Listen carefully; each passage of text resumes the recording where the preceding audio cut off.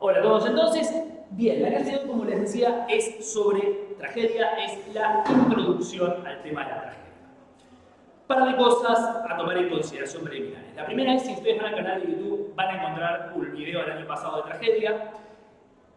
Es importante que diga esto porque a diferencia de lo que pasa normalmente, que es que los videos nuevos que subimos simplemente complementan o repiten lo que dijimos el año pasado, o el anterior, aunque las del anterior no están en general, solamente el último. En este video voy a contradecir prácticamente todo lo que dijo Luisina. Lo digo fundamentalmente porque el enfoque que yo le voy a dar al tema de la tragedia es un enfoque que viene de una rama completamente diferente a la de Luisina, que es el enfoque que ustedes van a encontrar en el texto de Iriarte, básicamente. El texto de Iriarte, que es el texto de Democracia y Tragedia, que yo, aunque voy a contradecirlo en muchos aspectos, lo recomiendo porque es un texto muy interesante en términos de resumir una postura sobre el tema de la tragedia.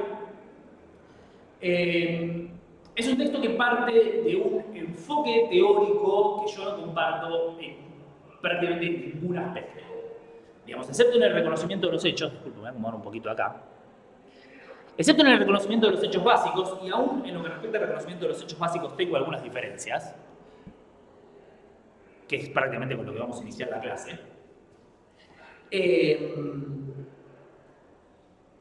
La aproximación que se le da a la tragedia es una aproximación que yo creo que es fundamentalmente errada. Y vamos a hablar bastante de eso a lo largo de esta clase porque todos vienen con algún preconcepto sobre la tragedia. Los que no lo vieron en la secundaria no lo habrán visto en algún lado. Veo muy difícil que este sea su primer contacto con la tragedia en la vida. Si lo es, aún así les va a servir porque no es que estoy hablar presumiendo que saben cosas, pero como presumo que no lo es, está un poco pensado porque también lo pueden aprovechar de ese lado. El segundo tema interesante para aclarar antes de comenzar es que esta clase en realidad es sobre dos cosas. Una es la tragedia griega y otra es Aristóteles, poética. Y eso genera un problema porque hay una tercera cosa en el medio de esas dos cosas, que es la visión de Aristóteles sobre la tragedia. Que no es la misma cosa que la primera cosa, porque la tragedia es un objeto de estudio de sí mismo, y no es la misma cosa que la segunda cosa, porque la poética de Aristóteles, y en general el texto filosófico, por supuesto la filosofía aristotélica, es otro tema de estudio de sí mismo. La tercera cosa, que es la visión de Aristóteles sobre la tragedia, es una cosa que se parece mucho más a la visión de Iriarte sobre la tragedia, que en realidad no es la visión de Iriarte, es la visión de Vidal Naquet y Bernat sobre la tragedia, pero el mismo principio se sostiene. Ya no se trata de un objeto de estudio, como todo el resto de los objetos de estudio, sino que se trata de un crítico que nos está dando una perspectiva sobre los textos que vamos a estudiar. Y yo me pasé mucho tiempo, y lo digo con total sinceridad, tratando de definir, bueno, cómo encarar esta clase para que ninguna de las tres cosas sea ignorada. Y llegué a esta determinación. Nosotros vamos a hablar de la tragedia y vamos a tomar como eje, durante la mayor parte de la clase, la tragedia, el objeto de estudio tragedia. Eso lo vamos a estudiar a partir de la evidencia directa de los textos y a partir de la evidencia indirecta de testimonios arqueológicos, testimonios antiguos directos, fuentes antiguas directas. Y entre esas fuentes vamos a estar hablando usando Aristóteles. Y vamos a ver la perspectiva de Aristóteles y vamos a hablar de la perspectiva de Aristóteles como parte de una perspectiva crítica de la tragedia, como otras perspectivas críticas. Y hacia el final de la clase nos vamos a detener más específicamente en Aristóteles, y en lo que Aristóteles dice y en la postura de Aristóteles, porque es una postura que no podemos considerar, si bien es una postura de un crítico, no es una postura de un crítico más, obviamente. Porque no solo porque es Aristóteles, sino porque además es, primero, la primera persona que habló sobre esto.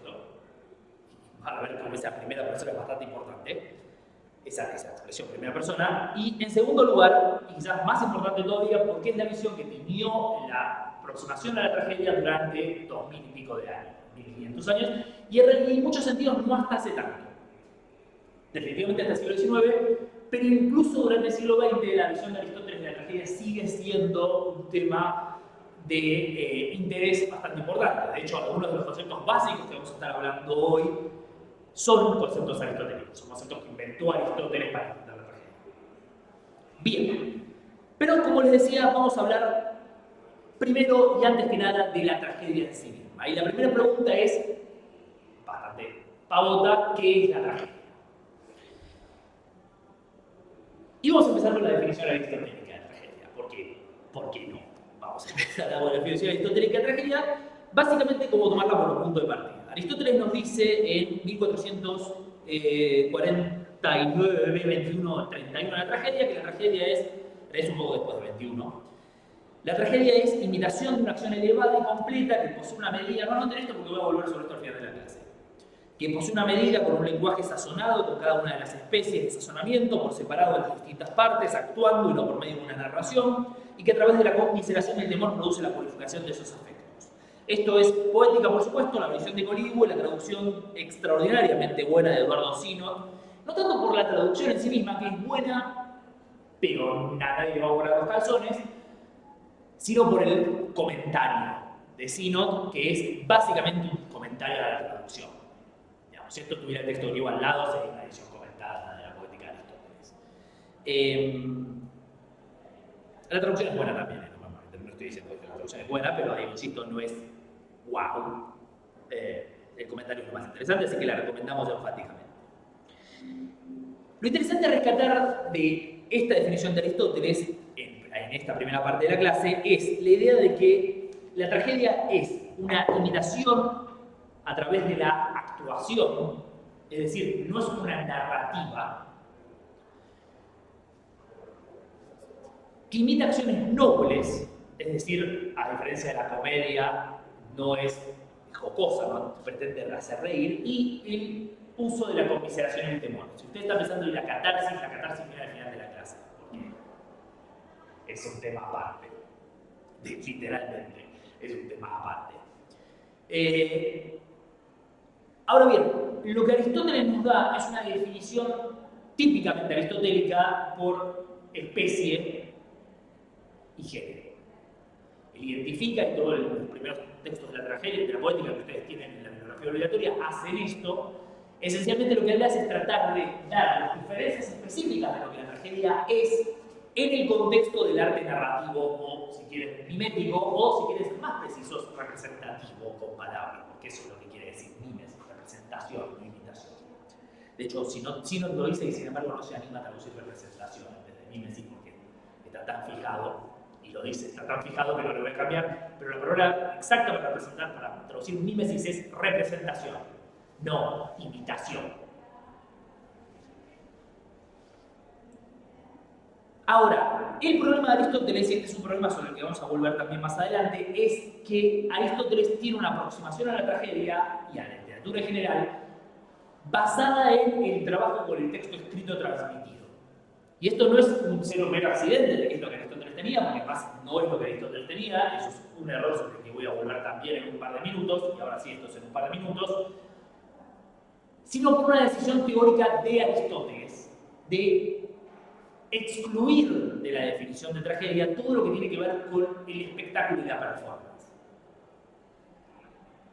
Hoy en día, y a pesar de las diferentes posturas, no podemos separar, ni deberíamos separar, el género trágico de su contexto de performance, de sus circunstancias de ejecución, porque es teatro.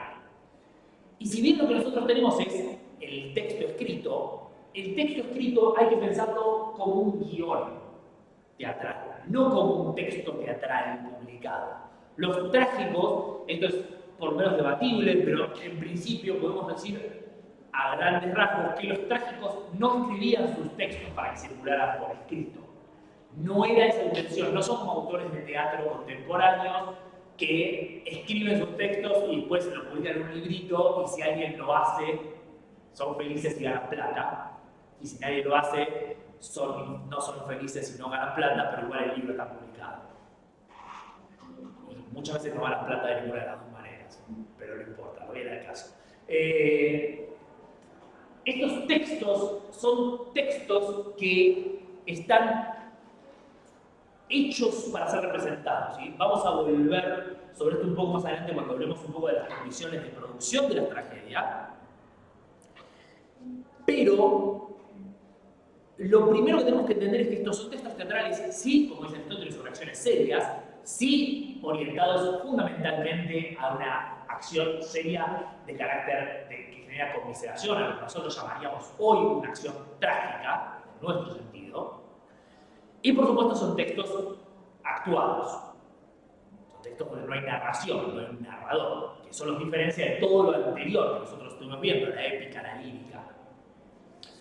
Por lo menos en principio, ¿no? Porque ya vimos en la lírica que el tema del yo poético es un problema, ¿no? Bueno, en la tragedia el yo poético desaparece en términos de que no hay narrador y no hay primera persona. La primera persona es el actor. Y es difícil hablar de yo poético. Por supuesto, todo esto es muy debatible. Entonces, si nos queremos aproximar, la acción preliminar es un texto, lo que tenemos que concentrarnos en la definición aristotélica es en la parte de la actuación e incorporar el espectáculo. Y recordar que estos son textos que son espectaculares. Que recuerden, es lo mismo que hablábamos de la épica, pero en realidad vamos a decir de toda la poesía griega. Toda la poesía griega, hasta el periodo helenístico, por lo menos, no inclusive, aunque vamos a hablar de eso más adelante, es espectacular. Espectacular en el sentido de que está llamado espectáculo, ¿se entiende? También es espectacular, pero eso es otro tema. Ahora bien, cuando hablamos de tragedia, la segunda pregunta, porque si quieren pasamos a la filogénesis, es el origen. Y sobre esto van a encontrar una frase, y esto lo dijo Luisina misma en el teórico del año pasado, y sobre esto no puedo estar más en desacuerdo, que es que el origen de la tragedia es desconocido. Típica cosa que decimos siempre en los géneros antiguos, los orígenes están perdidos en la historia, no tenemos nada, no sabemos cómo empezó, y es técnicamente cierto. ¿Tenemos las primeras tragedias? No. ¿Tenemos los textos que precedieron inmediatamente las tragedias? No. ¿Estamos seguros del contexto de producción de las tragedias original? Más o menos. Ahí podemos ir más o menos.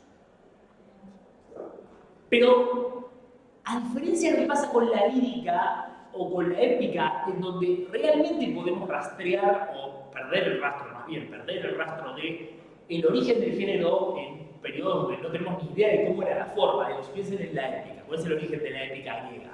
No tenemos ni idea, pero ni idea, o sea, si yo tuviera que decir, los textos anteriores a los poemas homéricos eran más largos que los poemas homéricos o más cortos que los poemas homéricos, ni idea, pero ni pista tenemos.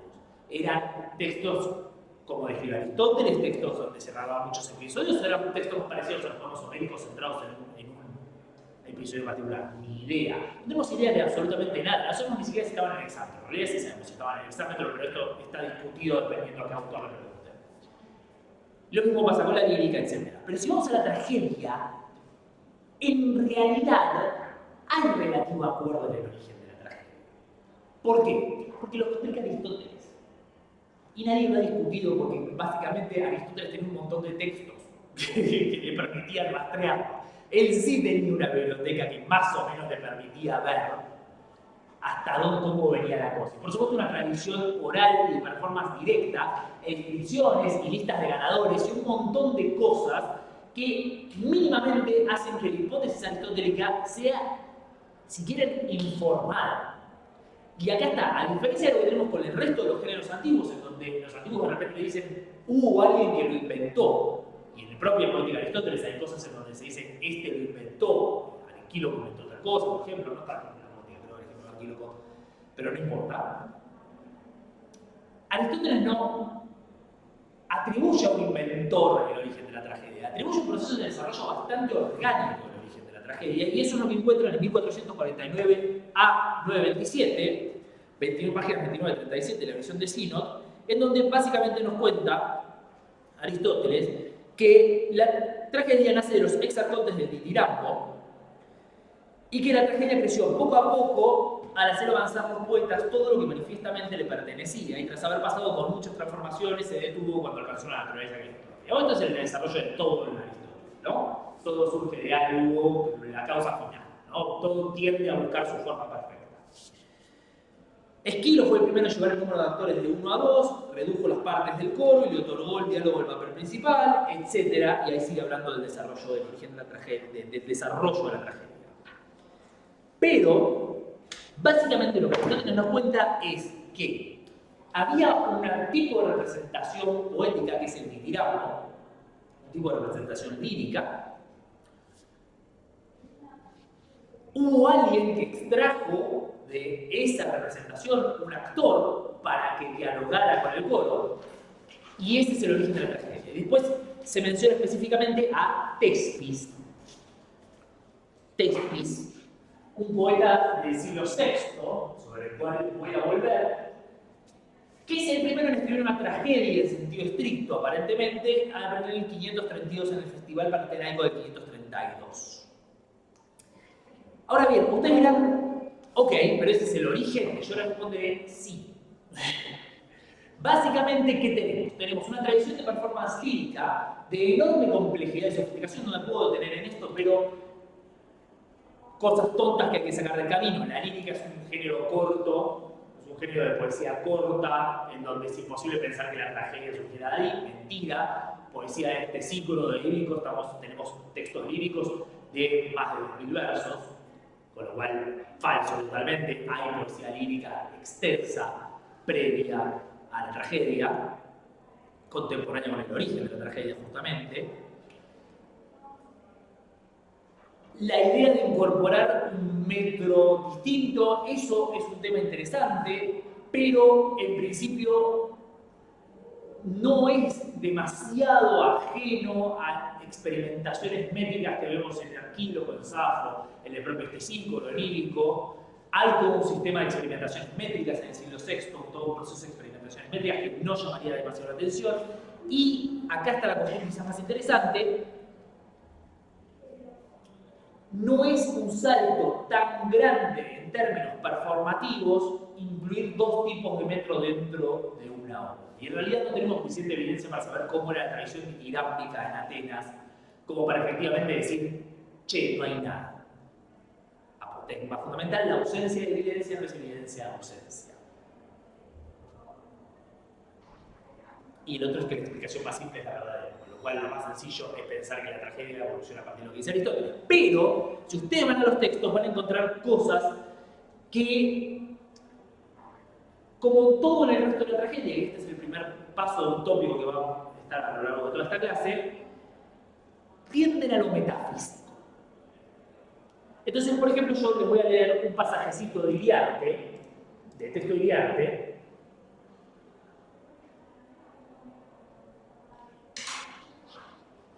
Me parece que creo que estoy en la página equivocada. O anoté alguna, puede ser que haya anotado la página equivocada, eso es muy probable.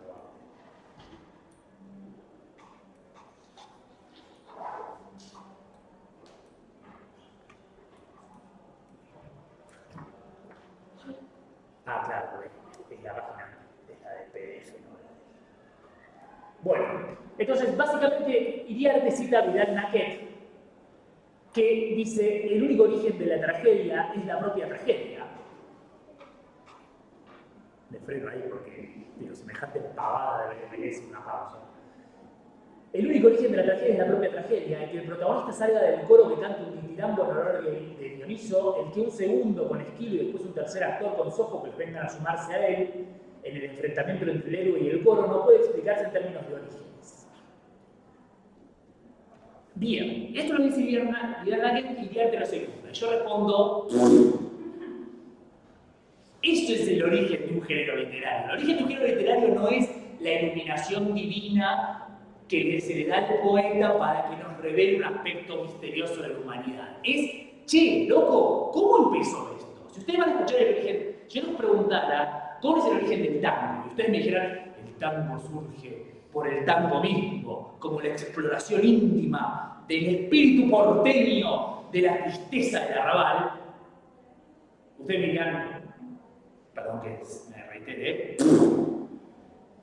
no. El origen del tango está en las reuniones y actividades musicales de los barrios bajos de Buenos Aires del siglo XIX, fundamentalmente con población afrodescendiente, aunque esto, por supuesto, siempre está en debate, pero vamos a simplificar porque esto es una clase sobre tango.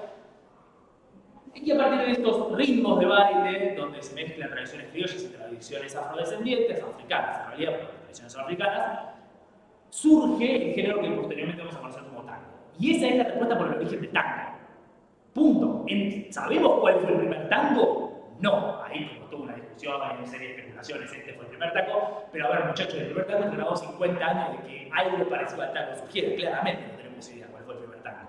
¿Sabemos cómo se bailaba? No, tenemos algunas pistas, algunos indicios indirectos, pero no sabemos cómo era. Ahora, ¿podemos cuestionarnos el origen del tango?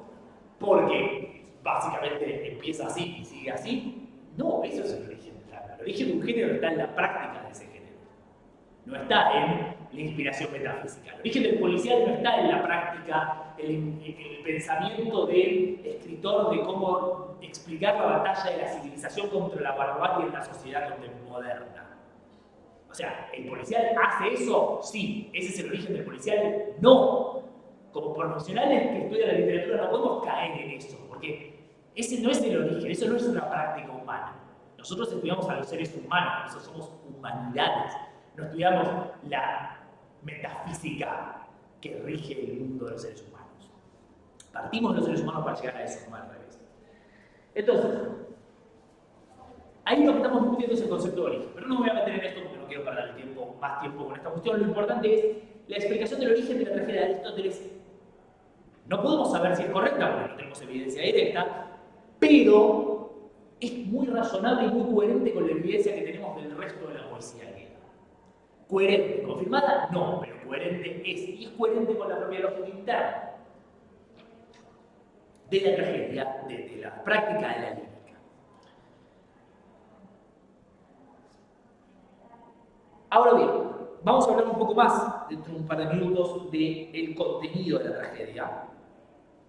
Pero el tema del origen de la tragedia, y voy a volver un par de veces a este tema, también es importante en términos del contexto histórico del origen de la tragedia y el contexto histórico de la tragedia. Porque, y por algo el texto de Goethe se llama Democracia y Tragedia, suele decirse algo que hicieron algunos alumnos de otro curso, hicieron un sticker con mi cara diciendo esto, y es un cliché, pero ¿qué quieren que le diga? Es cierto, es un cliché que me funciona mucho. Porque es una mentira grande como una casa que la tragedia esté ligada a la democracia. Básicamente por una razón muy sencilla, muy tonta. ¿Saben de cuándo está escrito? De la tiranía de Pisístrato. 30 años antes, 40 años antes de que hubiera algo parecido a una democracia en Atenas. 30, 20, 30, no me acuerdo, 510, no me acuerdo el año exacto. Pero unas cuantas décadas antes. La tragedia no está ligada a la democracia. La tragedia que nosotros conservamos está ligada a la democracia. Esquilo, Sófocles y Eurípides están ligados a la democracia ateniense. Particularmente Esquilo está ligado a la democracia ateniense. Sófocles también, Eurípides también, pero ya incluso en Eurípides el problema de la democracia es un problema, porque cuando vean Eurípides no van a ver más en detalle, la guerra del Peloponeso está muy incierta. Y ya Atenas es un sistema democrático todavía, pero ya estamos hablando del imperio ateniense. No estamos hablando de que Atenas se autopercibiera como una gran democracia. Sí, pero el imperialismo ateniense era la causa del tema político central de la segunda mitad del siglo V, no la democracia, que es un tema más de la primera mitad del siglo V. Pero mucho más importante que eso, y no puedo enfatizar esto suficientemente, así que voy a hacer un dibujito. Voy a hacer un dibujito y lo voy a dejar acá toda la clase, así que recen que me salga bien. Nosotros tenemos 7 tragedias de Esquilo, 7 tragedias de Sófocles, pero que es como más chiquito de eso, y 19 tragedias de Eurípides. Y esto, dejando de lado las discusiones de la atribución, ¿no? Pero simplifiquemos, 3 veces.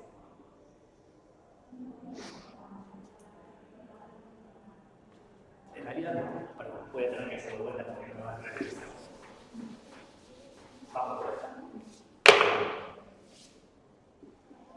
7 tragedias de Esquilo, 7 tragedias de Sófocles, 19 de Ovidio.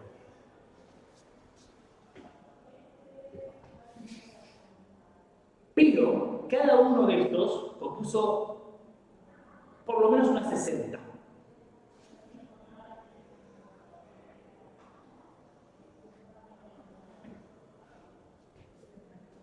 ¿No? Y estos son tres.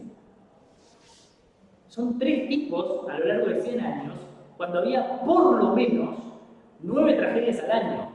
Y no eran siempre estos tres tipos los que componían tragedias, sobre todo porque no se vivieron juntos. Convivieron, pero no tanto. Con lo cual, la tragedia clásica es todo este pizarrón. Y de todo ese pizarrón, en los fragmentos, ¿no? Sí, ahora. Y esto, en realidad, no es todo. Porque a pesar del gravísimo error que van a encontrar en los manuales de literatura y en el texto de arte, la tragedia no terminó en el año 400 a.C.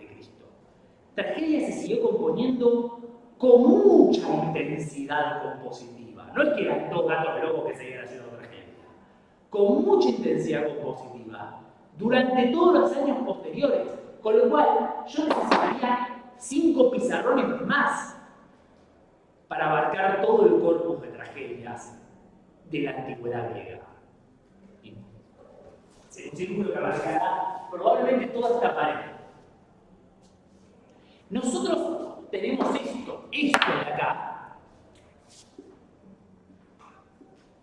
Es lo que tenemos, no es lo que había. Aristóteles probablemente conocía 2 pizarrones de este tamaño cuando escribió la obra. Más o menos, a ojo de un cubero, como piensa en tragedia clásica y toda la tragedia del siglo IV, que también fue un siglo bastante activo en la tragedia ateniense. De hecho, Aristóteles menciona un par de autores del siglo IV, perdón. Uno de ellos, por ejemplo, lo menciono especialmente porque es un autor que compuso una tragedia con personajes inventados, que sería extraordinario tener. Imagínense tener una tragedia con personajes inventados de la antigüedad. ¿Cómo Corto lo haría? ¿Cómo presentaría los personajes? ¿Cómo presentaría la historia? Sería, para la historia del arte dramático, sería el descubrimiento del siglo, del milenio. Porque no existe, esto no va a existir por siglos y siglos. No vamos a tener otro autor que componga textos con personajes inventados. Pero hubo alguien del siglo IV que lo hizo, y que aparentemente lo hizo bastante bien, porque Aristóteles dice, está bueno.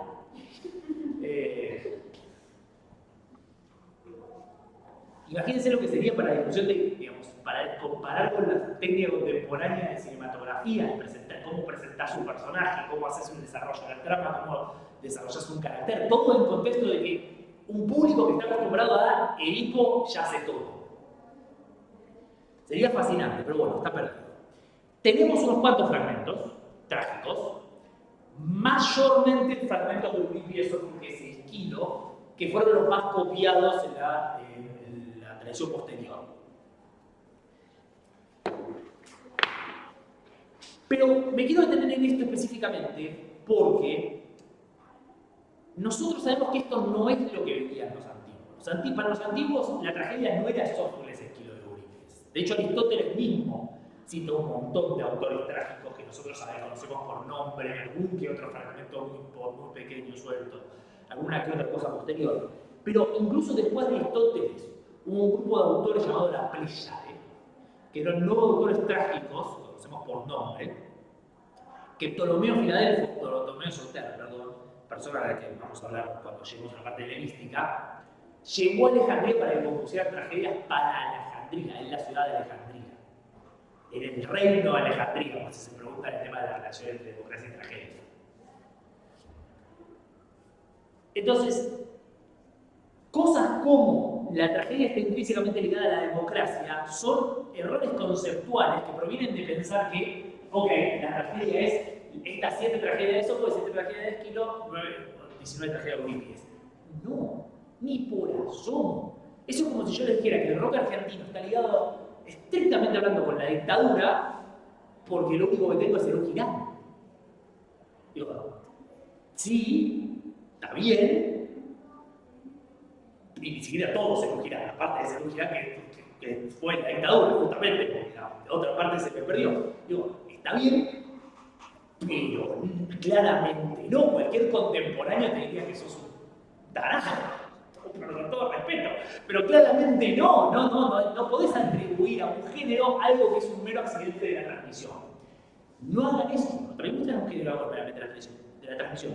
Pero tan obvio como esto suena, van a encontrar una y otra vez la asociación entre la democracia y la tragedia, entre la democracia y la Atenas clásica, entre la importancia. Cosas como solo el espíritu ateniense clásico puede explicar el origen de la tragedia. Bueno, digo, no, porque el espíritu ateniense clásico no existía cuando inició la tragedia y había muerto mucho después de que la tragedia se seguía siendo un género popular. Entonces, ¿qué? Y este es un error que tienen que tener cuidado siempre cuando trabajan con textos, en todo, no solamente en textos antiguos y problemas de transmisión. Vean el contexto. Cuando digan algo y hagan ese proceso tan humano que es la inducción, ojo con lo que están induciendo. Porque un pedacito que resulta completamente obvio, de repente se dan cuenta que si hubieran leído la siguiente oración, no era tan así. Entonces, lean la siguiente oración y entiendan, contextualicen las inferencias que hacen. Contextualicen en el sentido de que la están haciendo a partir de evidencia que están usando. Son inferencias a partir de la evidencia que están usando. Sepan de dónde están diciendo lo que están diciendo. Porque si no, terminan diciendo cosas como la tragedia solo puede darse en el contexto de la democracia, a pesar de que no. De todas maneras, dicho esto, la tragedia que nosotros tenemos y la que vamos a estudiar es una tragedia de la democracia ateniense.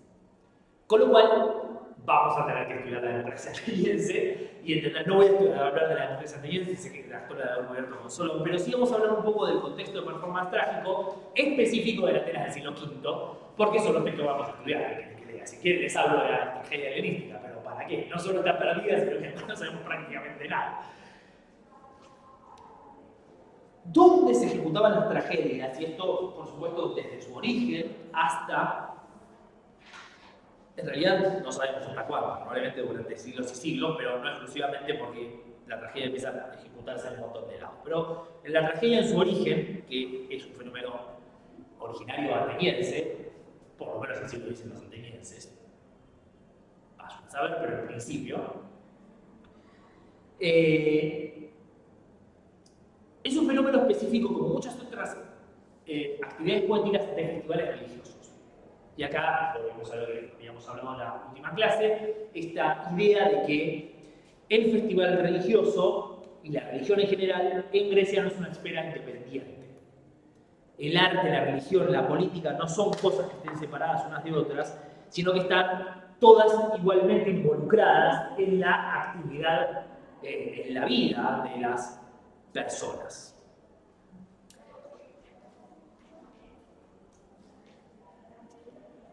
Específicamente los festivales que dan origen a la tragedia son tres. Voy a citar un texto de Alcina.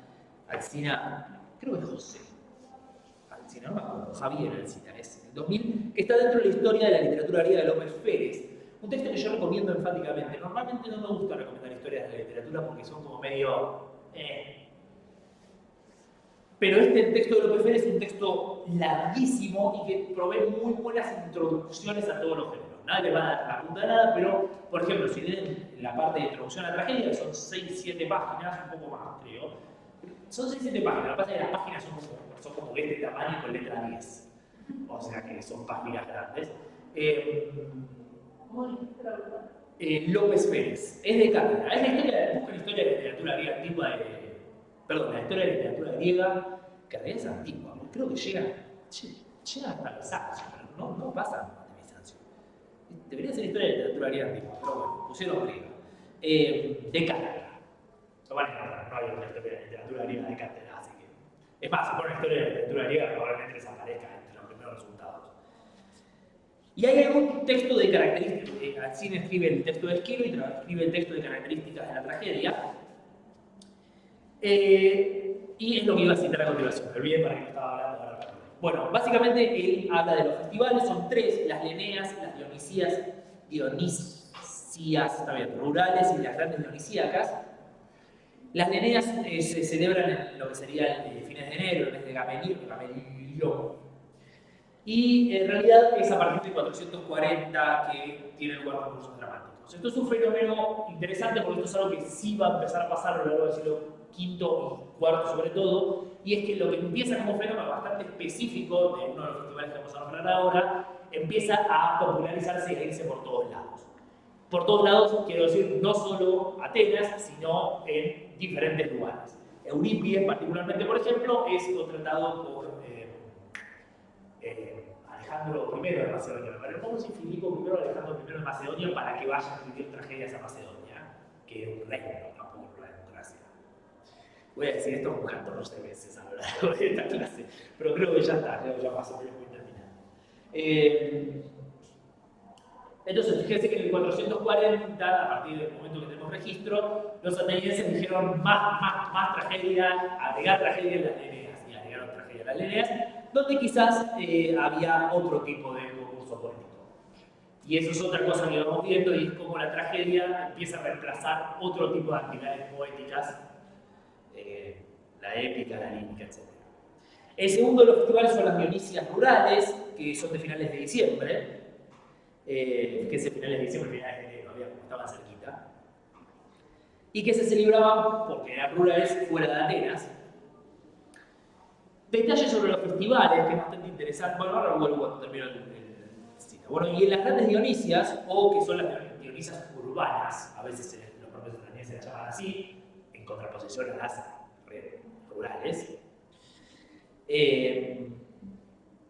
era cuando se celebraban los grandes concursos que sucedían a comienzos de la primavera, a finales de marzo, y dice Alcina, cuando el mar era navegable y por tanto los aliados y extranjeros podían hallarse en Atenas, lo que daba mayor importancia tanto a la fiesta en general como a los concursos dramáticos que se celebraban en todas las ocasiones. Bueno, las grandes Dionisias eran efectivamente un pedazo del festival en Atenas, en donde todos compraban los platos, y en estos festivales en particular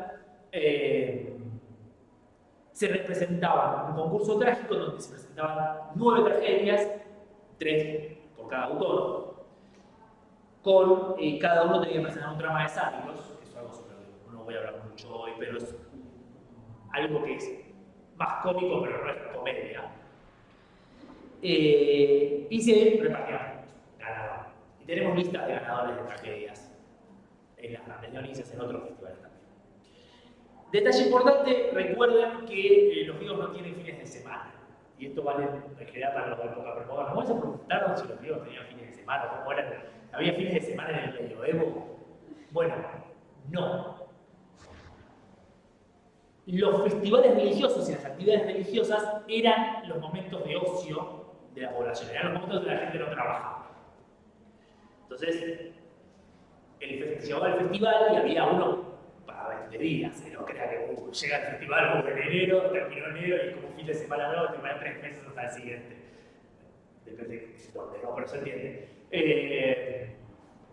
Había muchas actividades de este tipo y el festival era el momento en donde quizás eran 3-4 días de ocio. Esto tiene que ver con tiempos de trabajo, no voy a tener en esto, es una cuestión de condiciones de producción, pero la idea del trabajo diario de 9 a 5 todo el año, con una semana de vacaciones, en el siglo XX. 19, pero fines, 19 ya, siglo XX. A lo largo de la historia humana, los ritmos de trabajo están marcados por ¿qué cosa? Es fácil. ¿Qué hacía la mayor parte de la gente en el periodo premoderno? ¿Qué se dedicaban? No eran contadores. Exacto, los ritmos de trabajo están marcados por el ritmo de la agricultura. De hecho, fíjense que tenemos un festival a fines de diciembre y otro festival a fines de enero. Porque, ¿qué pasa en el hemisferio norte en diciembre y enero? Hace frío, exacto. Y cuando hace frío, sobre todo en Grecia, que es una porquería de la tierra, no se puede hacer mucho en el campo. Entonces nos vamos de joda. Básicamente.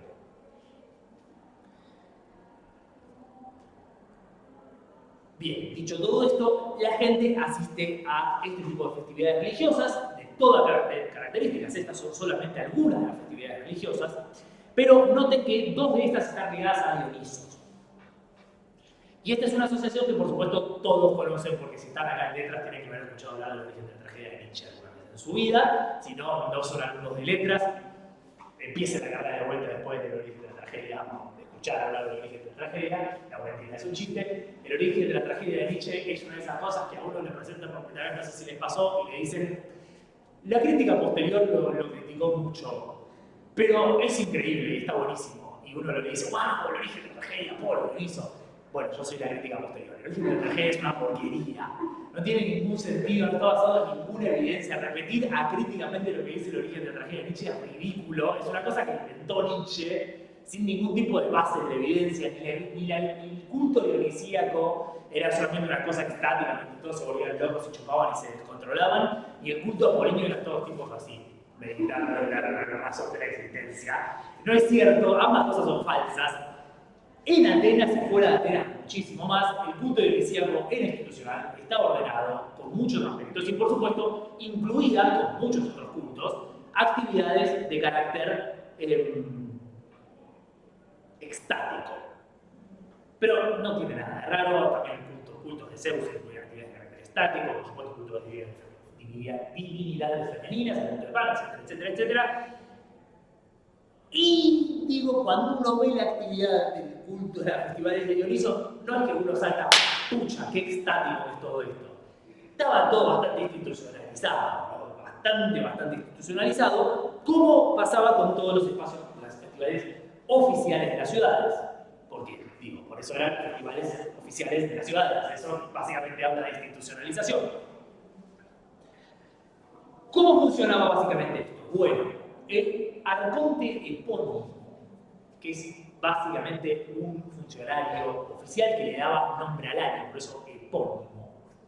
Y tenemos listas, y los atenienses hablaban de los años, vieron como no sé si vieron alguna vez los romanos también hacían esto con los cónsules, que le daban el nombre a los años en función del cónsul. Bueno, los atenienses hacían lo mismo con el arconte epónimo. Pero después el sistema oficial eran las Olimpiadas. Eso ya lo debemos haber visto. El sistema oficial para medir el tiempo en Grecia era el año tal de la Olimpiada tal. Que recuerden que el primero es el de la Olimpiada, porque el cálculo es inclusivo. O sea, el primero es el último y el segundo es el así. ¿Se entendió? No. Básicamente, este es el año de la Olimpiada, este es el siguiente, este es el siguiente y este es el siguiente. Y fíjense, como hice yo, ¿no? 0, 1, 2, 3. Así lo harían todos. Bueno, los griegos hacían 1, 2, 3, 4. Y si van a leer Heródoto, Tucídides, así está contado. Entonces, cuando Heródoto, de hecho, algunos traductores, el traductor de griego, por ejemplo, los dos creo, lo cambian, que parece bastante razonable, ¿no? Uno de los dos creo que simplemente lo explica todas las veces, y medio único, ya está, pero es eso, o sea, el año de la Olimpiada es el 1, el primer año después de la Olimpiada es el 2, etc. El cero posterior, ¿no? ¿Cómo? El cero posterior. El 0 es posterior, pero podría ser este podría ser el cuarto. ¿Cómo? O sea, el año de la Olimpiada es el cuarto año porque es el año de la Olimpiada. Y el primer año es el primero después de la Olimpiada. El 0, por supuesto, con concepto matemático de posterior. Así que quizás eso no tiene algo que ver, pero en la práctica es más una cuestión cultural que tiene es más una cuestión de práctica cultural que una cuestión de efectivamente.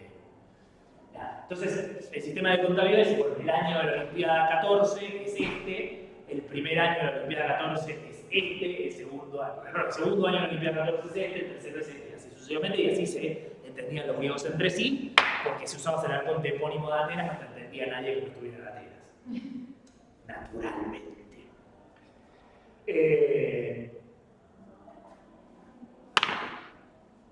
Entonces, ¿cómo funcionaba esto? El arconte epónimo le llegaba a un tipo de concurso literario, todos le llevaban su textito y decían, quiero hacer estas, y elegía tres autores, que en realidad, ¿cómo era exactamente lo que le entregaban al arconte epónimo?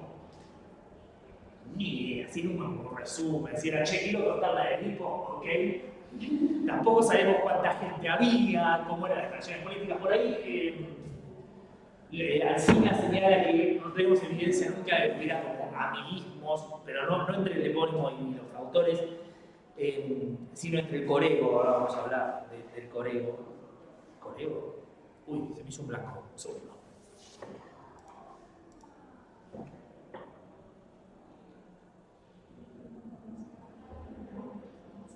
Corego, sí, está bien, corego.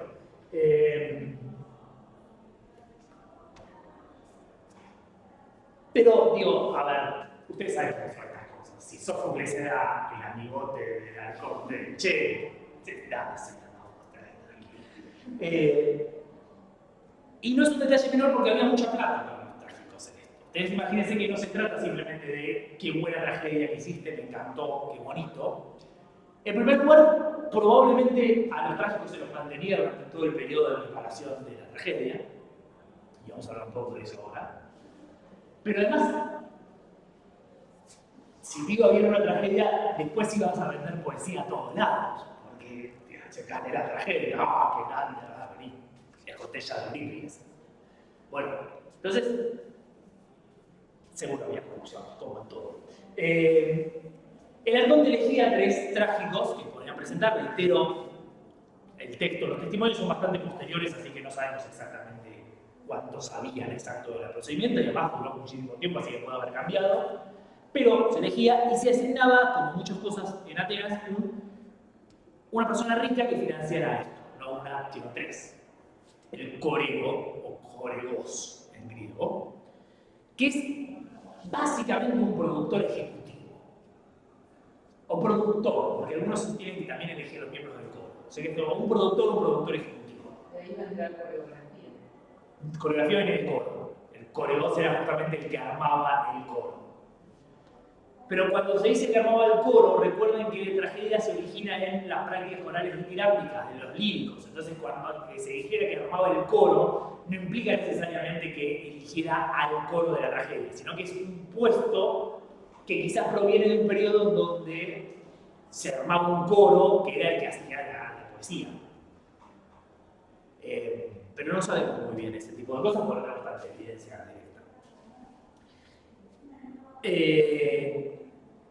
Como digo, el coro es un productor ejecutivo y el autor, lo que nosotros conocemos como autor, en realidad es más un director que un autor. Es director y autor de las obras. Porque escribe, y no puedo enfatizar suficientemente esto, no un texto, sino una obra musical, que es lo que las tragedias eran. Música, no teatro. Teatro sí, pero musical.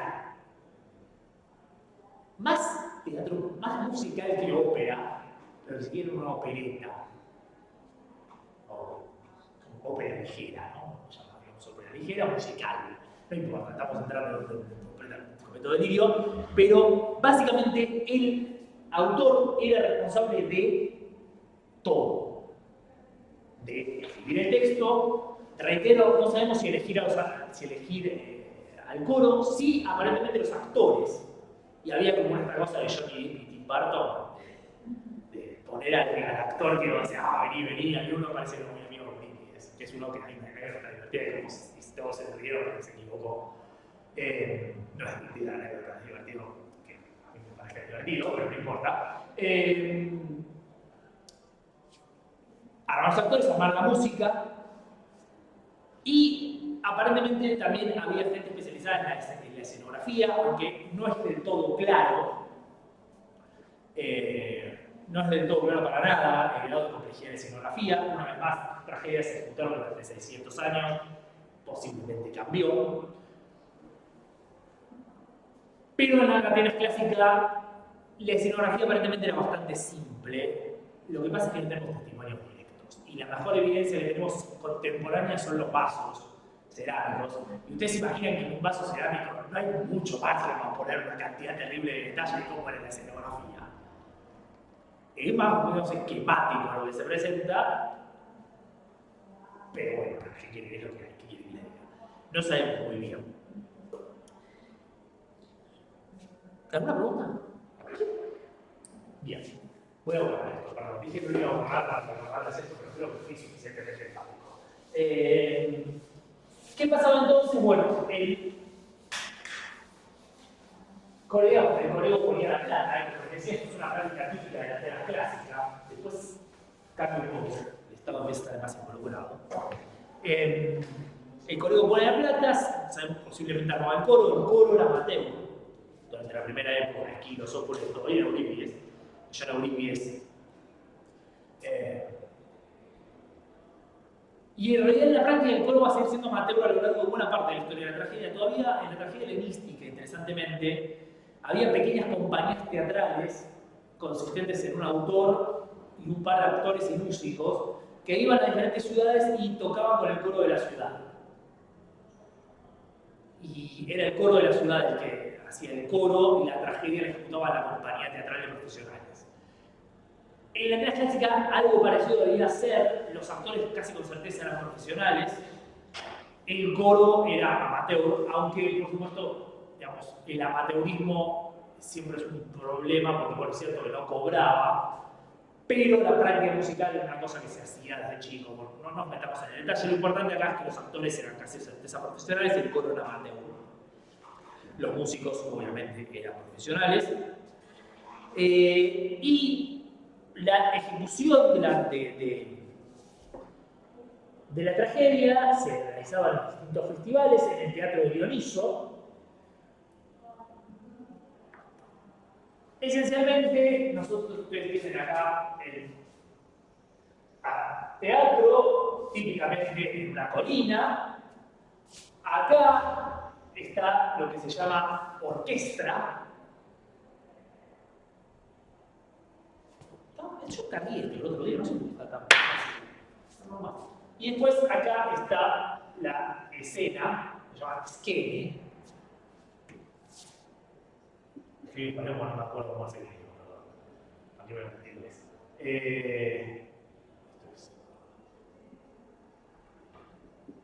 Orquestra, y después en el teatro de tenemos un proskenio, acá que es un pedacito, una plataforma de madera.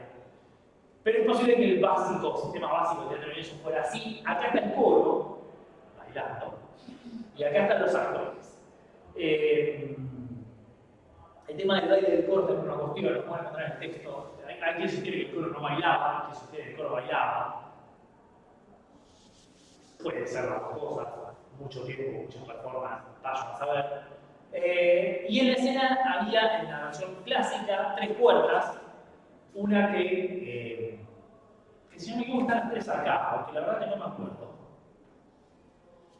Una que se supone que va al campo, otra que va hacia la ciudad, digamos en la imaginación teatral. También pasaba aparentemente en el teatro de Dioniso, más o menos así, pero el chiste era que cuando venía alguien de acá, venía alguien de afuera, y cuando venía alguien de acá, venía alguien de adentro. Y después esta quedaba al interior y que tenía como un mecanismo rotatorio, aparentemente, que se podía abrir para mostrar cosas. Entonces, por ejemplo, cuando Yocasta aparece asesinada, esto se abre y aparece el cuerpo de Yocasta asesinada ahí, en el cuadro. Porque, como saben, la violencia no se mostraba en el escenario.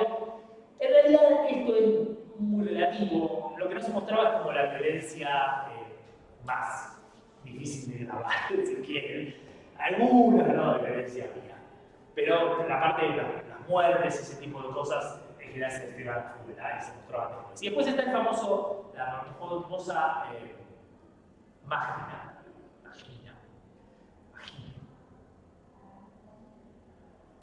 El Deus Ex Machina.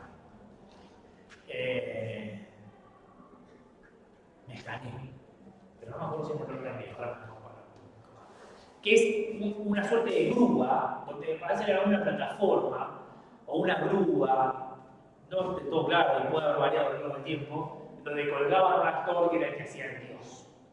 Y aparecía ahí el dios en la grúa o en una plataforma elevada. Lo importante es que estaba más alto que todo el resto porque era el dios.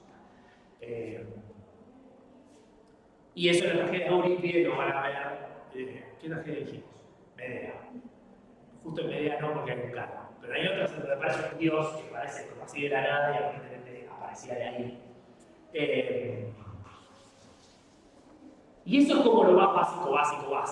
¿Cuántas otras cosas se pueden haber implementado? No tenemos idea, puede haber variado mucho de época a época. Detalle adicional, los actores eran todos hombres, por supuesto. Y todos usaban máscaras.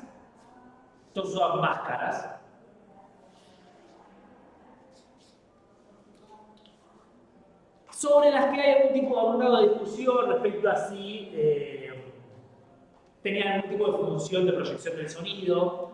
Probablemente no, pero quién sabe. Lo importante sí con las máscaras es que le permitían al mismo pequeño grupo de actores interpretar más personajes, porque el actor se cambiaba la máscara y la ropa y era otro. Naturalmente la máscara también implica que no había posibilidad de interpretación de los gestos, pero esto es como bastante obvio, porque se puede pensar que el muchacho que estaba sentado no veía hasta acá, así que no es que iba a hacer un pequeño gesto sutil en un primer plano y iba a entenderlo. Pero cualquiera que haya ido a un teatro alguna vez, y sobre todo que se quiera hacer un miope y haya ido a un teatro alguna vez, sabe que en realidad no es que las máscaras te cambian mucho. Y está el famoso tema, no sé si lo saben, de en la década del 50 y del 60, cuando se empieza a hacer televisión, y por supuesto todos los actores que hacían televisión eran actores de teatro, porque no había otra cosa, había actores de cine, pero si uno quería hacer televisión, había muchos actores que venían específicamente de teatro, y hay toda una cuestión de que si ustedes van a ver televisión en el 50 y el 60, los actores hacen ¡oh! ¡Ah! Y los gestos son todos extravagantes, porque claro, lo tiene que ver el de la última fila. ¿No? Y después en una sección de teatro te tiene que escuchar el de la última fila. Bueno, a menos que tengas la cámara acá. Y ahí ya no te tiene que escuchar el de la última fila, te tiene que escuchar el microfonito que tenés al lado. En realidad, en el caso de la televisión te la tenés de arriba, pero al principio se sostiene. Entonces, un pequeño gestito bastaba.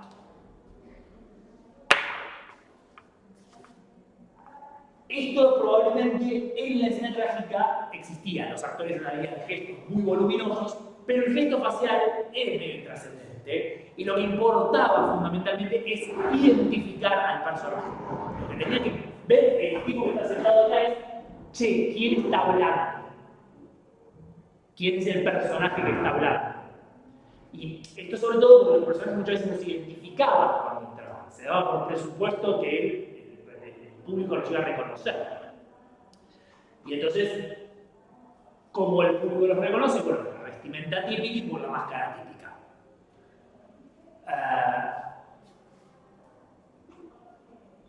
Bien. ¿Alguna pregunta? Un comentario. En el Teatro Cervantes están dando una obra fabulosa, recomendable, de danza, ¿no? Es un homenaje a Tina Bauer, la famosa coreógrafa. Y cuando empieza la obra, uno de los actores dice, está en discusión qué relación hay con la danza y el teatro, porque en el principio solo fue danza.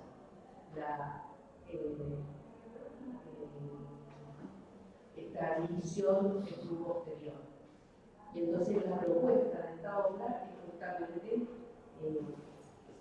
roza la danza con el teatro, y es maravilloso. Bueno, de hecho, recuerden que el concepto de música nuestro, en la mayor parte de las culturas no existe. La música, en la mayor parte de las culturas del mundo, quiere decir lo que nosotros llamamos música, instrumentación, canto y danza, al mismo tiempo. O sea, no, la idea de que el fenómeno musical es culturalmente específica. Por supuesto, y esto ya es parte de lo que discute, existe una concepción objetiva de la música que podemos definir que es acultural, pero eso es una cuestión descriptiva. En la práctica cultural no encontramos esta separación como algo natural. Es un análisis que podemos hacer, porque podemos definir la música como un sonido melódico, etc. Pero en la práctica cultural, la palabra música, y esto vale para la Grecia antigua, la palabra musique no quiere decir música, quiere decir baile, canto y danza. Y no una de esas tres cosas, las tres cosas. Por eso cuando Aristóteles acá discute el tema del lenguaje, la armonía y el ritmo, no está dando algo por natural, por sentado, está inventando algo. Por eso también se siente tan poco natural a veces Aristóteles. A veces Aristóteles uno lo lee, no solo en la poética, en general en muchas cosas. Uno lee a Aristóteles y dice, che, loco, pero estás diciendo algo tan difícil. Y es tan sencillo lo que estás diciendo. Y claro, digo, sí, porque lo estoy inventando en este momento hoy, por eso para nosotros es sencillo. La gravedad es obvia hasta que uno se da cuenta que hubo un tipo del siglo XVII que le dijo, che, la gravedad. Pero para nosotros es una obviedad, pero no lo es. Bien. Pasemos a cuestiones generales de la tragedia. Esta es la parte aburrida de la clase, si la hora los entretuvo. No sé. Partes constitutivas de la tragedia, base, y esto está en Aristóteles. Tenemos fundamentalmente dos tipos de secciones, o tres en realidad, pero vamos a hablar de dos. Las que son del coro y las que son de los actores. Las que son de los actores en general están en trímetro yámbico, metro específico, mientras que las del coro están en metros líricos, como los de Píndaro o Basílides. Suele decirse también que las partes de los actores son recitadas, mientras que las partes del coro son cantadas. Esto es relativamente cierto en el sentido que las partes del coro tenían acompañamiento musical y posiblemente baile, mientras que las partes de los actores eran solo cantadas en el metro estíquico como la rapsodia de los épicos. Y por eso se suele hablar de la tragedia como una combinación de épica y lírica, porque justamente es un poco eso, es la combinación de alguien cantando como un rapsoda, es decir, recitando, es un canto pero recitando, con un coro cantando lírico. Pero insisto, recuerden, el recitado no es un recitado, es más bien, hola mamá, ¿cómo estás? Estoy bien, bla, bla, bla, bla. No es, hola mamá, ¿cómo estás? Estoy bien. Están cantando todo el tiempo, por eso están metro, porque si no, no estarían en metro. Estructuralmente, voy a borrar esto, pero lo pueden encontrar en el texto en Yarte, en el texto en Top, es decir, en absolutamente todos lados. Una tragedia, grandes rasgos, básica, empieza con un prólogo actoral, voy a poner colores distintos.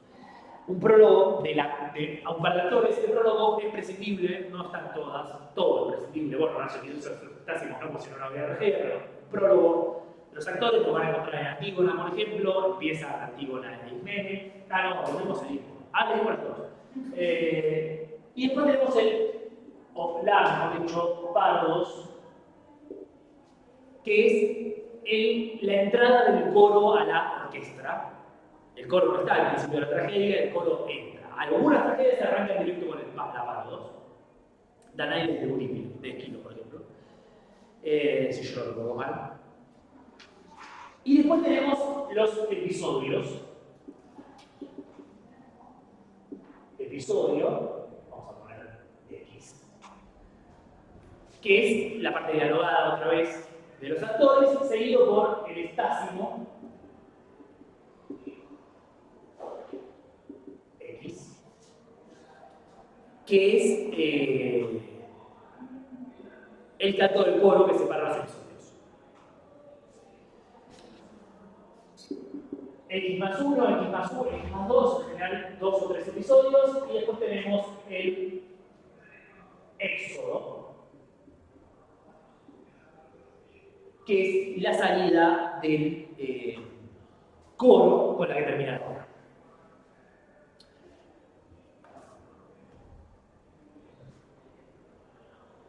Y esto es básicamente una tragedia en términos estructurales. Cuando hablamos de Estásimo I, de Po, de Éxodo, Paros, Estásimo II, episodio primero, estamos hablando de esto. Es una organización estructural bastante obvia, bastante sencilla de identificar para ordenar la tragedia. Aparte de esto, tenemos que tomar en cuenta otros momentos de la tragedia que no son en sentido estricto ni estásimos ni episodios, que son los cantos amebeos, lo que se llaman cantos amebeos, en donde participan el coro cantando en su conjunto y uno de los actores. Y hay dos tipos de estos cantos. Uno es el comos, vamos a poner rojo para distinguirlo. ¿Cantos cómo? Amebeos, vamos a poner amebeos. amebeos de alternancia, ¿no? El comos y el epirrema son básicamente la misma cosa, con la salvedad de que en el comos cantan todos, incluyendo el actor, mientras que en el epirrema canta el coro, pero el actor habla en trímetro yámico y a veces intercambia palabras con el ay, el líder del coro, no como se me fue. Disculpa, ¿qué es la pregunta? Epirrema. Estrictamente hablando, no son ni está en un episodio, se están a caballo entre las dos cosas, pero son partes bastante importantes, digamos, son partes en donde suele haber un despliegue lírico, digamos, el actor canta, como sobre todo, y wow, acá la rompe, porque es el momento en que el actor se luce. Y son partes de bastante intensidad dramática, suelen ser las partes de mayor intensidad dramática de la tragedia, no es que están tomando el ley en un epirrema. Es el momento en donde vuela todo por los aires. Dos palabritas técnicas más, que no son partes estrictamente hablando, esticomitía y antilabe. La antilabe es simplemente un despliegue de erudición inútil, porque la verdad que no hay muchas antilabales en tragedia. Esto es cuando un mismo verso está dividido entre dos personajes. En las traducciones es ocioso, no se van a dar cuenta mucho de la diferencia, pero cuando pasa en el texto griego es significativo porque hay como, imagínense tratar de decir un verso entre dos personas, un verso métrico entre dos personas, es un desafío importante y genera un efecto musical importante, es como una interrupción, es un momento rápido. Pero es típico de la comedia pasa todo el tiempo. Y de hecho muchas de estas palabras, acuérdense, porque la comedia importante. Y la esticomitía sí, esto es típico de tragedia y es típico de partes de bastante intensidad también. Es cuando cada personaje tiene un verso. En las traducciones lo ven porque habitualmente es una línea, un personaje, pero otro personaje, pero otro personaje, pero otro personaje. Y en el antiguo tiene, por ejemplo, una con Creonte y Lemón, bastante linda. En el Edipo creo que hay una con Tiresias, el Edipo tiene una con Tiresias.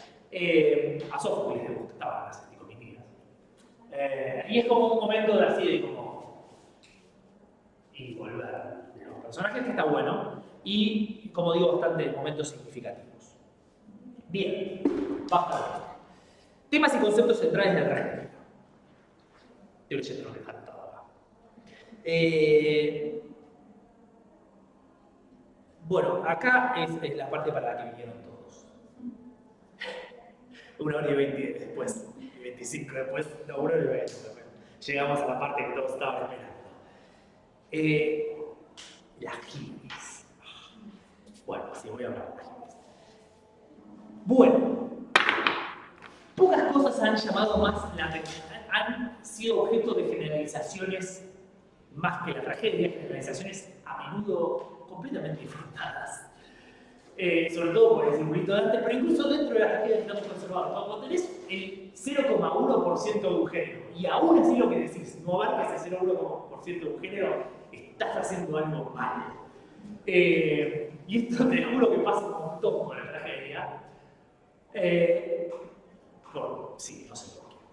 Me gustaría darles una razón, pero la verdad es que no sé, porque la gente es tonta, porque les gusta decir cosas que parecen inteligentes. Calculo que es por eso.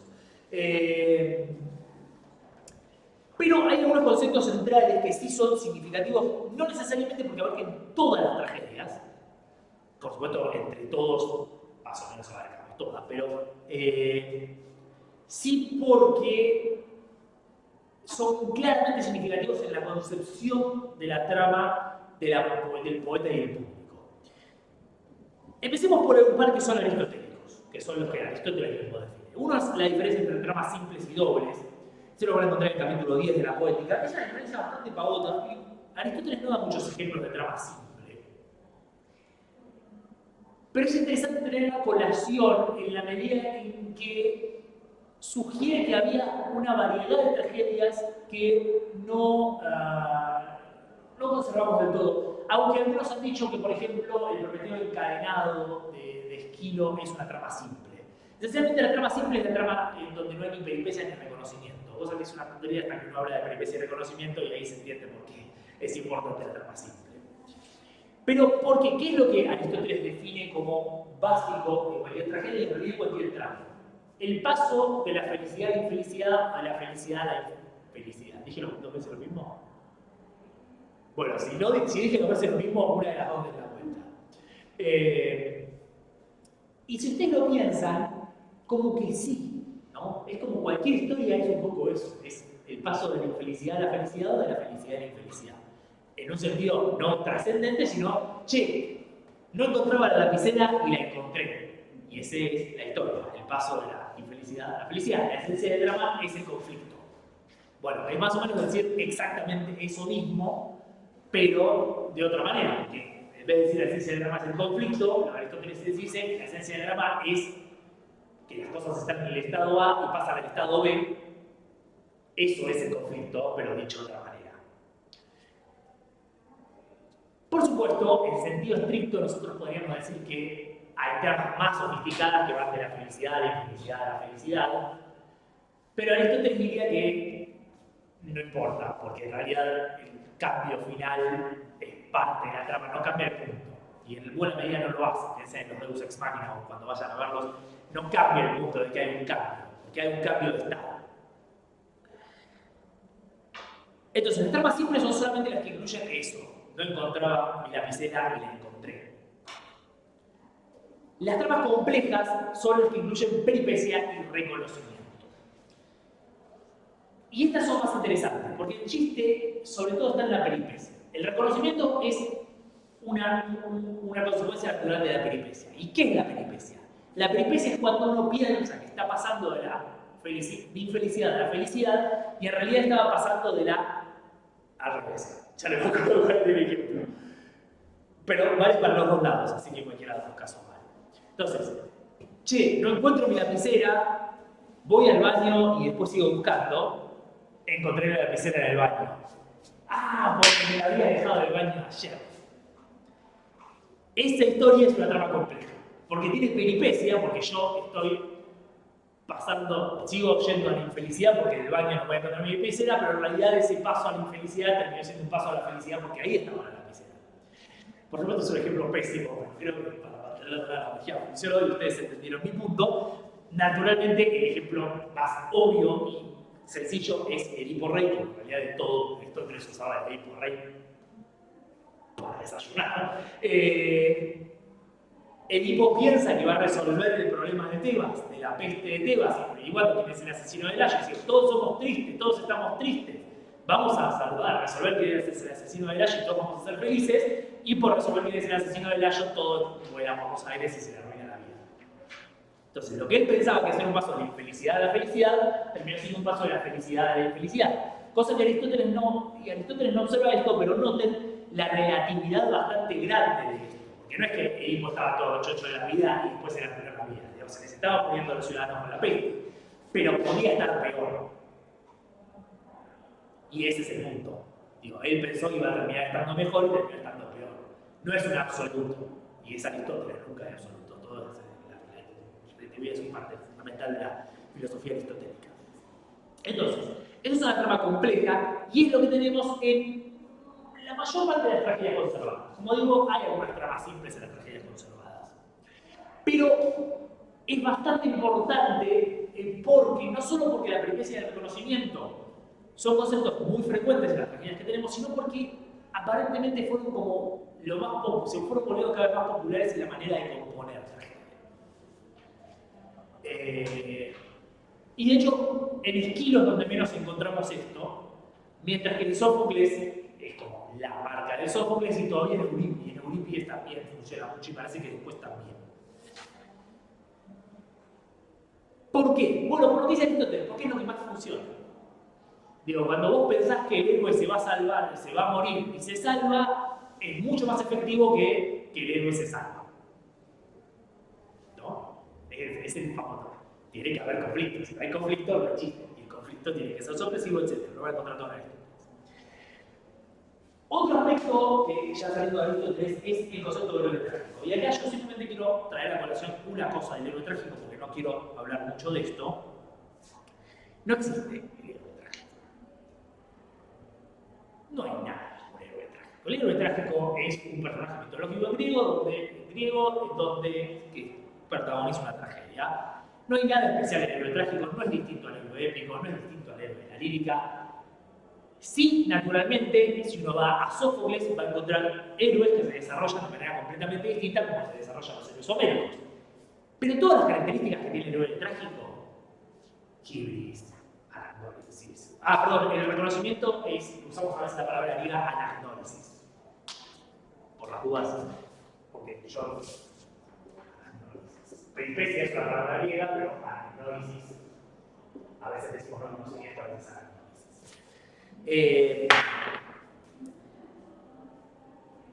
Pueden encontrar el texto Iriarte. Luisina lo dijo la última vez, el héroe trágico es como una exploración de la humanidad, del hombre, un sentido universal. Y es distinto, no sé, ¿qué quieren que diga? Esto no tengo mentira. No puedo decir nada, yo trato de decirlo con seriedad, pero es todo mentira. No hay nada en la tragedia que no esté ya en Homero en buena medida y definitivamente no en este ciclo. Ya tenemos texto de este ciclo, el poeta del siglo VI que escribe lírica y ahí tenemos una escena hermosa, a mí me gustaba dar como ejemplo un práctico acá, que es un texto que llegó en papiro y que es Yocasta diciendo che, dejen de pelearse, yo sé cómo se va a solucionar esto, repártanse la ciudad de un año cada uno y acá todos somos felices. Y ustedes saben cómo terminó eso con Yocasta, ¿no? Digamos, si eso es este ciclo lírica, y a mí, ¿qué me van a ver? No, para que no es el héroe trágico. Es lo mismo. Lo mismo pasa con Ilíada, en Aquiles, Agamenón en Ilíada, en los pretendientes en Odisea. Y si tuviéramos más evidencia, les aseguro que encontraríamos absolutamente todo lo que pasa en la tragedia antes. De hecho, Edipo es un personaje que ya está mencionado en Odisea. Y es inconcebible que no hubiera algún tipo de proceso que da la razón porque fuera totalmente distinto a que está la tragedia, aunque tenemos evidencia de que el mito tebano original era diferente. Entonces, el héroe trágico es un héroe específico en términos de que se desarrolla de manera diferente al héroe épico, si quieren, o al héroe lírico, pero es un fenómeno completamente circunstancial de la estructura de la tragedia. Digo, es porque la tragedia como género es distinta, porque el héroe trágico está ahí parado hablando, ahí está la diferencia. La diferencia no es metafísica, es puramente performativa.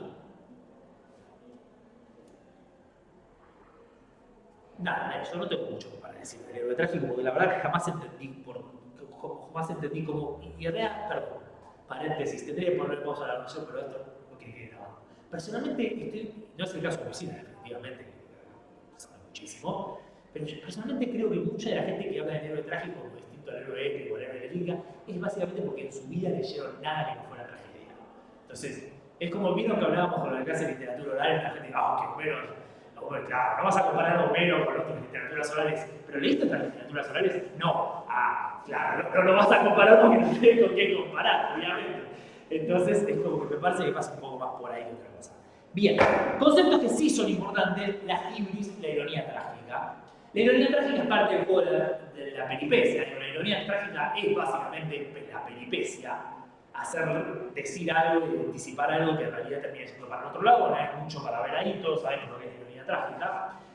Pero la hibris es importante. Y la hibris es importante porque se vincula con otro problema que tiene que ver con el tema de si la tragedia es una obra filosófica e incorpora reflexiones filosóficas del siglo V.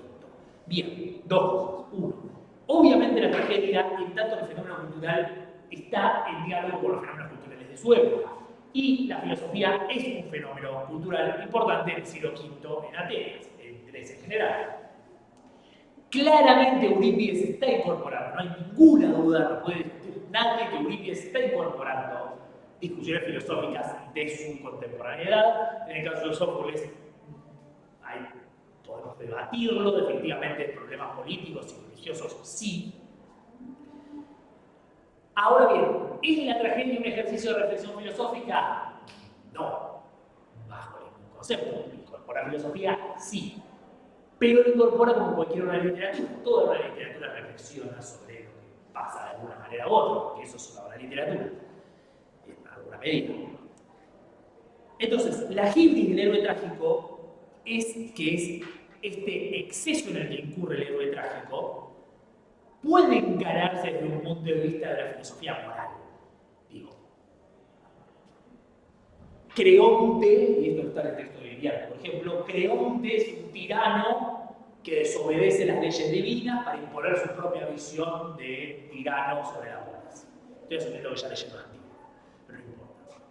Eteocles, 7 contra Tebas, es una persona que no reconoce los indicios divinos y en vez de conciliarse con su hermano, decide salir a luchar con él, ignorando las profecías de los dioses.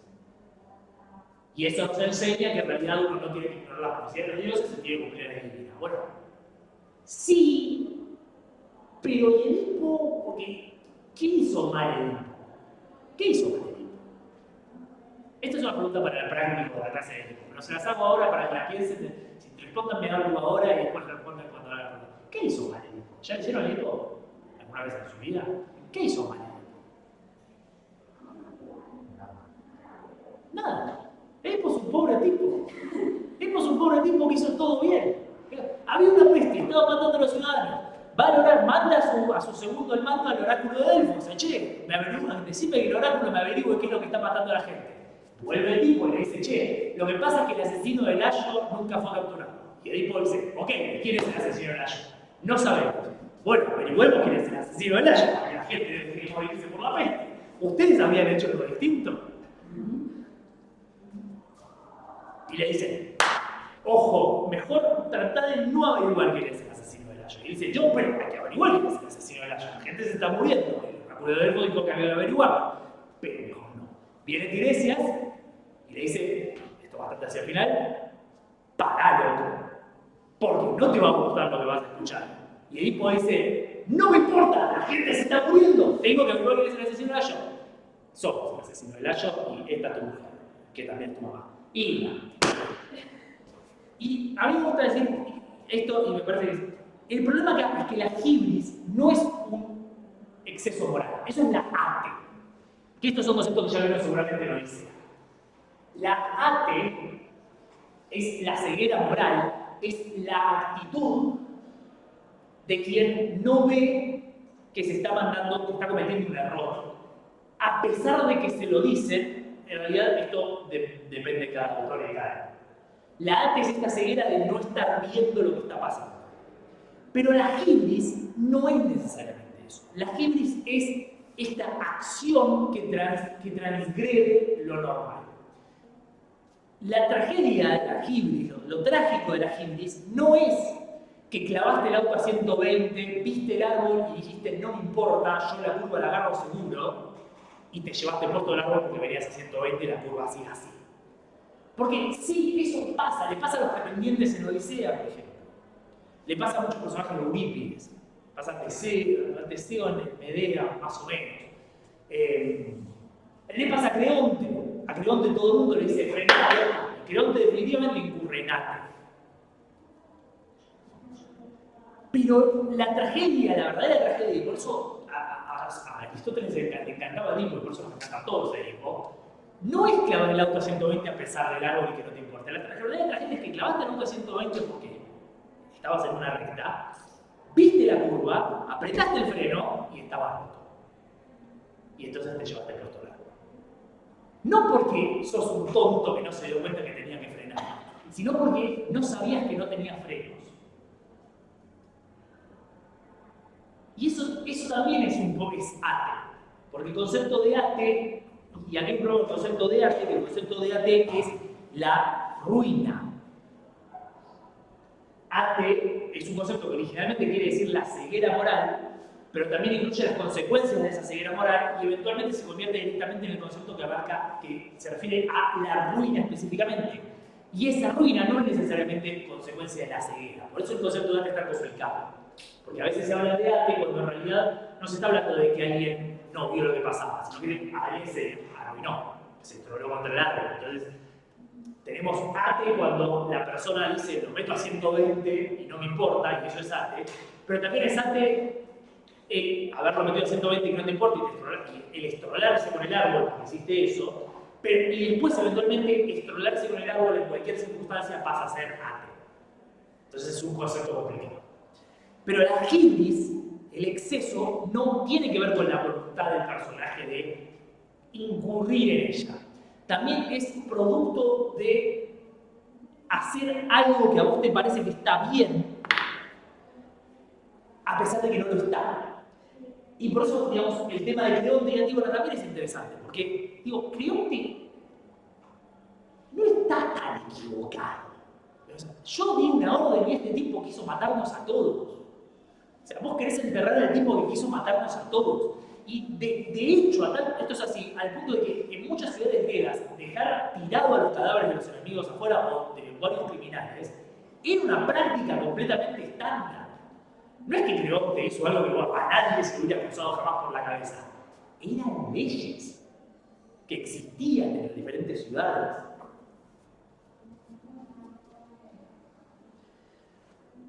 Entonces,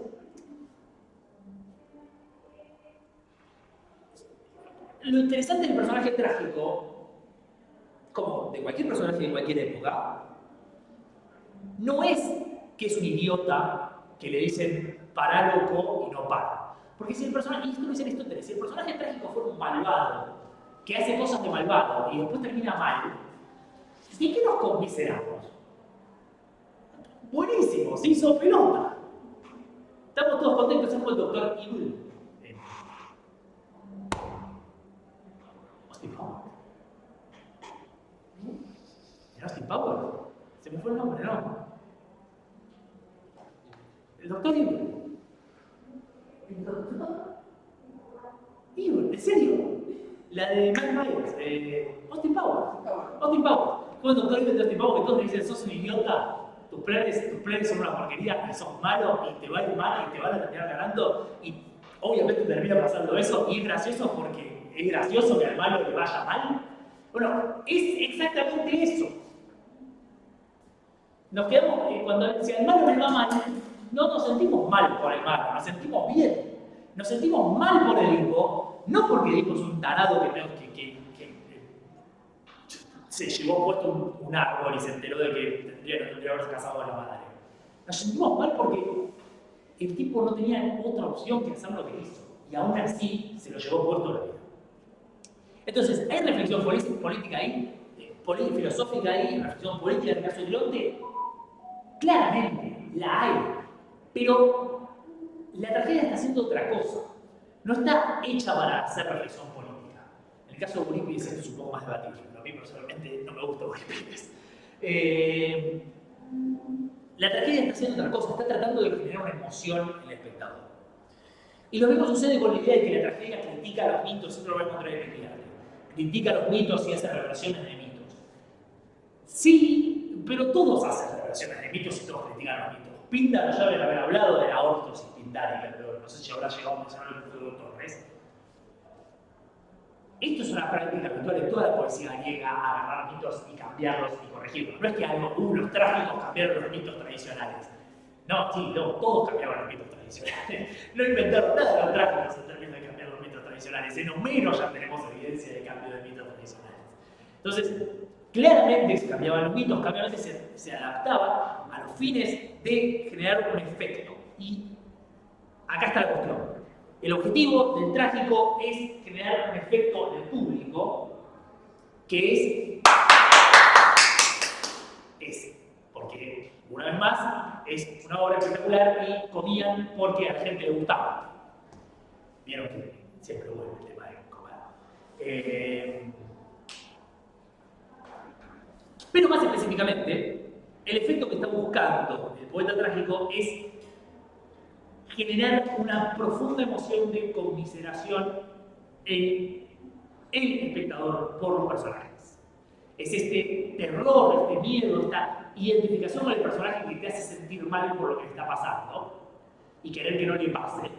Y por eso sentirte mal cuando termina o bien cuando aparece Deus Ex Machina y se salva al final. Y esto nos lleva directamente a Aristóteles. Preguntas. ¿Estoy yendo totalmente oscuro? no me entiende nada. Estoy siendo totalmente claro, pero dejo abierto paso a las preguntas. A mí no termina el fenómeno del iris y la voluntad. Porque acá hay una cuestión que tiene que ver con el enfoque tradicional. Muchos entienden que la hibris es ese incurrir en el exceso, a pesar de que uno sabe que está incurriendo en un exceso. Pero la hibris, si bien, si uno vamos al caso de Agamenón o de los pretendientes, el Ilíada o de los pretendientes en Odisea, claramente tiene que ver con eso. Cuando vamos a la tragedia, el hipo también incurre en hibris. Pero no es una hibris que sea voluntaria o consciente. La hibris es el exceso en un sentido amplio. Es el transgredir los límites de lo que es correcto. Y eso puede pasar porque uno sabe que los está transgrediendo, o puede pasar porque uno no sabe que los está transgrediendo. Y el tema es que los dioses te castigan igual. Pero de vuelta, acá es donde la generalización es un problema, porque mientras que si vamos a Homero o a Eurípides quizás, parte de Sófocles, bueno, por diferentes autores, digamos, tenemos esta idea de que la hibris te puede pasar, quieras o no, y los dioses te castigan igual. En Esquilo, por ejemplo, los dioses te castigan aunque no hayas incurrido en hibris. En Sófocles vos podés incurrir en hibris y ni te diste cuenta hasta que los dioses te castigaron. Porque la idea es que hay límite de lo que es correcto, un mundo de lo que es correcto y permitido, y vos no te tenés que salir de ahí. Esto es una concepción griega de todo el periodo griego. Ahora, ¿cómo es que te salís de ahí? Idealmente es porque vos sos un tonto, o porque vos sos un ciego que no te diste cuenta. Pero ahí las concepciones varían, de lugar a autor, de concepción religiosa a concepción religiosa. No hay una normativa, y cada poeta tiene su propia perspectiva, y entonces no hay una regla. Hay que estudiar caso por caso qué es lo que pasa. De vuelta, ¿cuál es la lección de Edipo? ¿Que es ser un buen tipo y aún así te va a casar con tu madre? Claramente no, pero que Edipo se pasó de rosca seguro. Ahora, no es culpa de Edipo haberse pasado de rosca por Edipo. Y hay toda una discusión cuál es la hibris de Edipo. Pero el tema es que la hibris de Edipo es clarísima, digo. Transgredir un decreto divino, hacer que la esfinge se matara, se casó con su madre. Digo, eso es bastante excesivo. Pero no significa que él haya hecho algo malo desde la perspectiva humana. Y lo mismo pasa con Creonte. Significa simplemente que hizo algo malo. ¿Qué quieres que te diga? El mundo es así, el mundo es injusto. Y curiosamente, la tragedia tiene un poco eso de que, digo, a ver, unos trágicos tienen esta idea de, bueno, el mundo es una porquería, jodete. Y algunos no, algunos tienen la idea de no, el mundo, algunas tragedias, incluso hicieron algunas tragedias. No, hay un orden. Y vos podés hacerlo. No, pero bueno, es obra por obra, no tiene sentido que lo vayas a generalizar. Bien, rápidamente Aristóteles. Fuente de Aristóteles es un texto muy importante, básicamente porque, como ya dije en algún momento antes, nosotros estamos acá por esto. Mentira, hubiera pasado igual, pero aún así, ¿no? Newton, la gravedad, alguien lo hubiera descubierto. Newton, vamos a darle a la derecha a Newton. En Aristóteles encontramos por primera vez en la historia humana, y es cierto, no tenemos tanto de lo anterior, pero tenemos suficiente como para sospechar que es por primera vez la identificación del fenómeno literario como un género de esto, como un hecho de esto. Y eso lo van a encontrar en el capítulo 6 de la poética. Pero está disimulado, porque ¿qué es lo que Aristóteles dice en el capítulo 6 de la poética? Básicamente, no voy a citarlo, sino simplemente creo que citarlo. Es la definición de la tragedia de la que hablábamos, que voy a pasar volando. El primer elemento constitutivo de la tragedia sería el ordenamiento del espectáculo. Y luego la melodía de la expresión lingüística, pero más adelante básicamente se va a orientar a la idea de que el elemento constitutivo de la tragedia, lo que constituye el hecho literario, es la trama. Y esto es la literaturidad de los formalistas rusos. Es en la misma idea, la idea de cómo identifico yo el fenómeno literario. Bueno, por la trama. Y a tal punto esto es así, que si ustedes van a al principio de la tragedia poética, perdón, 1447, 15, 16, por ahí, Aristóteles dice que no hay nada en común a Homero y a Empédocles, salvo el verso. Por eso es justo llamar al uno poeta y al otro fisiólogo. Más bien que poeta. Ahora, observen que esto implica que el hecho de componer poesía no te hace poeta. Ustedes asienten, pero no es cierto. No es absolutamente cierto en ningún sentido. Si ustedes fueran formalistas rusos, se les diría no. Digo, claramente eso está mal. Empédocles es un autor de literatura. Porque el contenido no es tan importante como la forma. Bueno, acá empezó el debate de qué es lo más importante para identificar el fenómeno literario. Acá. Bueno, acá esto es un texto. Ya empezó allá en Grecia hace un montón de tiempo con un tipo. El propio Aristóteles minimiza el fenómeno del espectáculo y la música, diciendo, el hipo, el texto del hipo, me basta a mí para entender la tragedia del hipo. Yo siempre insisto, recuerdo el elemento performativo, pero, por supuesto que nosotros no lo tenemos, Aristóteles tampoco.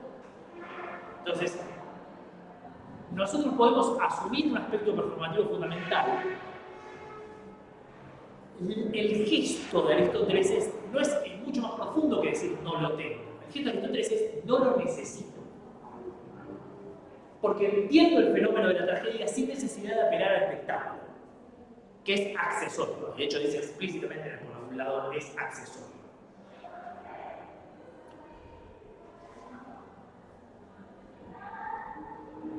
Traigo esta colación simplemente para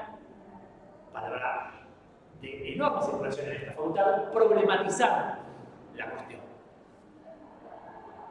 Simplemente para que se lo queden pensando, porque hoy no tenemos una definición de qué es el fenómeno literario, no hay un acuerdo sobre qué es el fenómeno literario. Hay diferentes perspectivas, pero esta postura del fenómeno literario es algo del orden del contenido, es algo del orden de lo que sucede en una historia, en un texto. Es una posición que ya está en Aristóteles, y de hecho tenemos que esperar en buena medida hasta el formalismo ruso para tener a alguien que encare de manera teórica la idea de que la forma es lo que define la literatura. Hay cosas anteriores, pero no nos tenemos eso. Concentrémonos ahora entonces en volver. No, perdón, un solo detalle más. En el capítulo 4, además, ustedes tienen otra cosa, que es la filogénesis del fenómeno del derecho literario, el placer que vemos en las representaciones. Y eso es interesantísimo porque demuestra algo que es típico en Aristóteles, que es una atención a los procesos cognitivos de los seres humanos que explican la conducta humana. Cosa que entendemos notablemente recién en los últimos 50 años. Aristóteles no piensa el fenómeno literario como algo del orden de lo cultural, lo piensa como algo del orden de lo biológico. Y por supuesto hay una dimensión cultural. Pero la explicación última que da Aristóteles del fenómeno literario es biológica. ¿Cómo seres humanos disfrutamos de ver cosas representadas? Y tiene razón, de hecho tenía toda la razón, no podemos verificarlo, lo digo con toda certeza. Bien, pero pasemos al concepto de la tragedia, a la definición de la tragedia, ¿no? La acción elevada, la imitación de acciones elevadas. Y vamos a pasar rápidamente, porque me quedan 4 minutos de clase. Las acciones elevadas, naturalmente, ya hemos hablado de que los personajes trágicos son personajes nobles. Aristóteles interesantemente habla de una acción que es completa y comedida, y eso habla de la idea de que la tragedia no puede ser algo extenso, que tiene un límite propio de la performance. Con lenguaje sazonado, traduce Sinot, no su mejor idea, la palabra es gedimeno, gedismeno, del verbo gedío, creo, gedipso, que es literalmente endulzar. El lenguaje de la tragedia está endulzado. Pone sazonado porque es como que tiene un poco de picante también, pero bueno, entonces eso dice más bien endulzado. Que quiere decir que no es un lenguaje natural, ¿no? Obviamente. Actuando, es decir, que contraposiciona la narración, nada, ya lo hablamos bastante, y que a través de la conmiseración y el temor produce la purificación de esos afectos. Y acá entramos a la parte más complicada de todas, que voy a resumir en 30 segundos, básicamente. Es claro que la tragedia produce conmiseración y temor. El temor es el temor de que le pase algo malo al personaje, no es miedo. Muchos han pensado en el miedo que produce, por ejemplo, la anécdota sobre las erinias que aparecen en Eumenio y Eurípides, que las mujeres entraban en parto espontáneo. Perdón, rápido, 2 segundos que no lo comenté. Hay toda una discusión sobre si las mujeres iban al teatro. Hoy está básicamente saldada el acuerdo generalizado de que las mujeres iban al teatro. Bien. De hecho, tanto iban al teatro que algunas parturientas fueron al teatro y entraron en parto espontáneo a ver las erinias de Eurípides, de Esquilo, porque eran muy feas.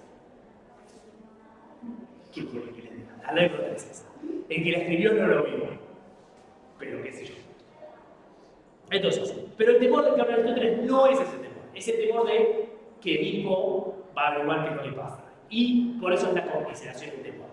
Para producir la catarsis de esos afectos. No puedo resumir el problema de la catarsis en 40 segundos, pero básicamente, catarsis. Ustedes van a pensar probablemente en la interpretación medicinal. La catarsis de estos afectos es: yo tenía mucha conmiseración y temor cuando vine al teatro y me la sacaron del teatro. Es algo así como una liposucción de emociones en la tragedia. Bien, muchos historiadores sostienen eso o variaciones de eso.